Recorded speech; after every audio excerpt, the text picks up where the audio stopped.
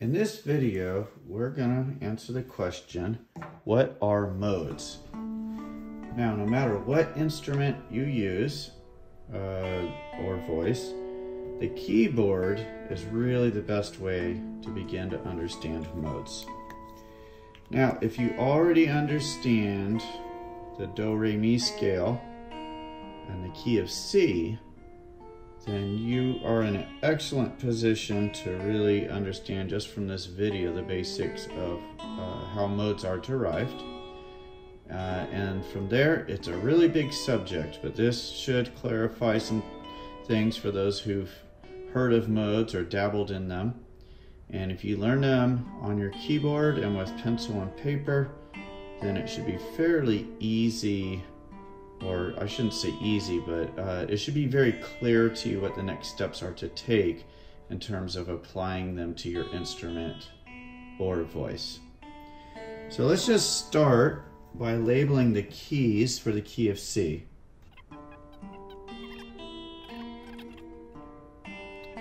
So let's do a C major scale.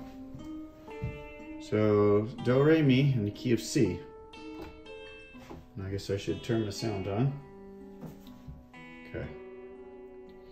Here we go.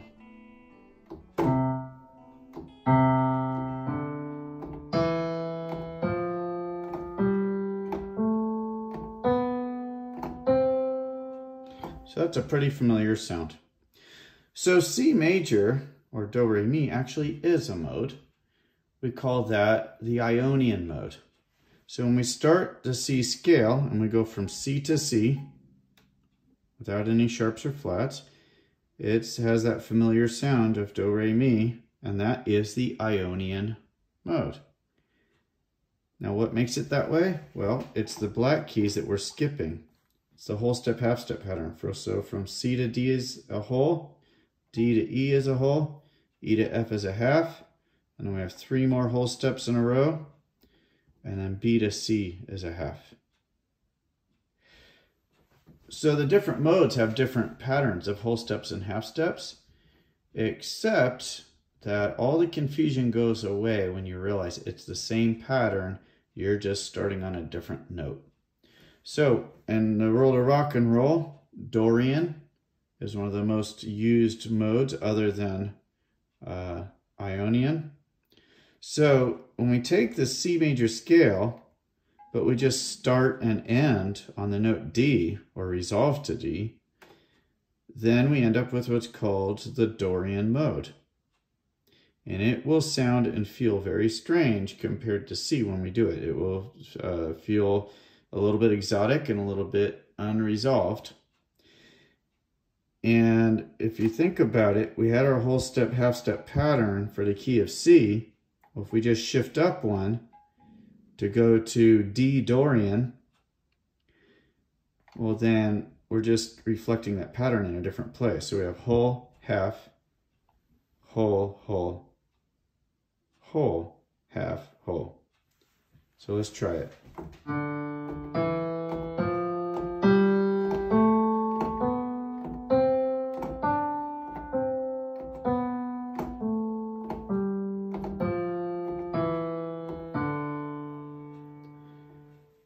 So yeah, that definitely has a very different overall feel than C major.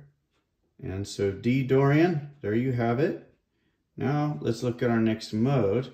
It would be E Phrygian. So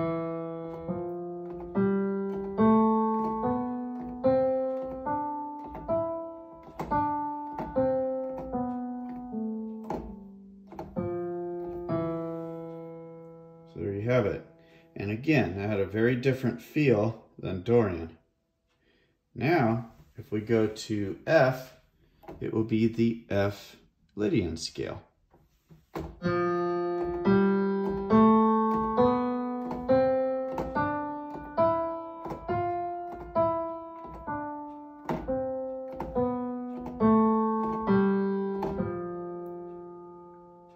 Our next mode is G Mixolydian.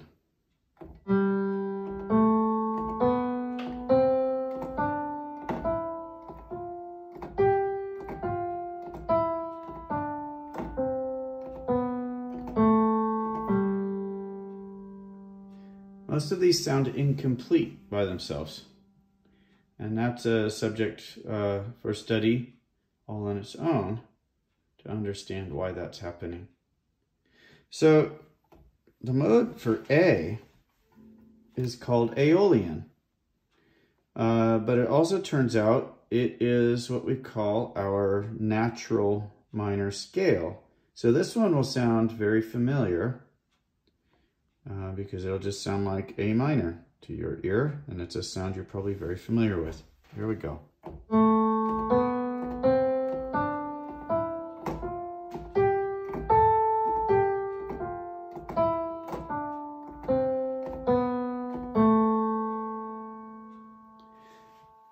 So a lot of times you'll hear the term relative minor. So what it is if you're playing in the key of C and you want to know what minor key is closely related to C major, well, it's A minor, because A minor shares all the same notes as the key of C.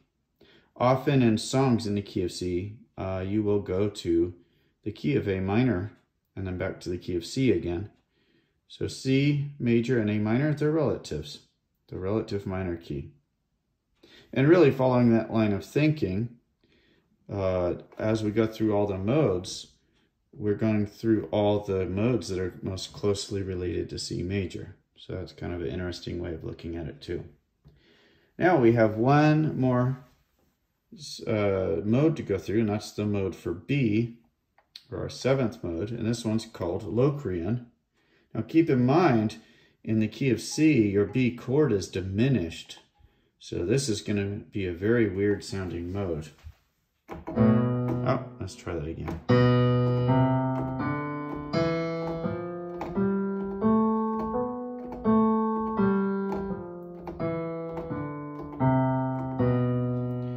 And there is B Locrian. Now that we've really clarified what the modes are, then there's the question, what do I do with it? Ah, yes, that is a great question. And that kind of goes back to knowing what to do in C major or A minor.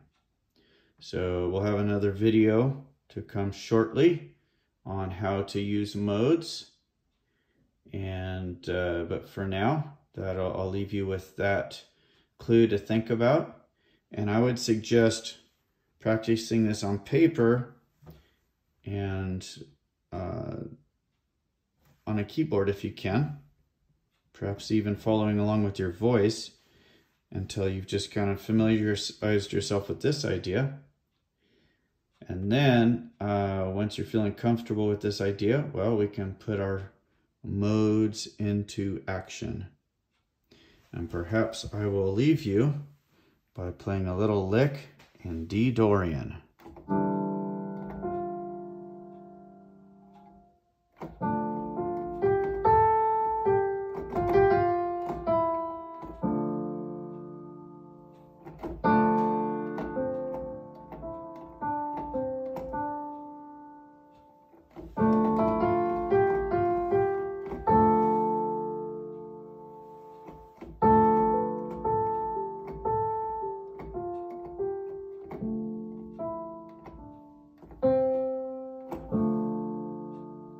If you've ever watched an old movie where they have monks, Gregorian monks doing Gregorian chant, that's where you've heard this sound.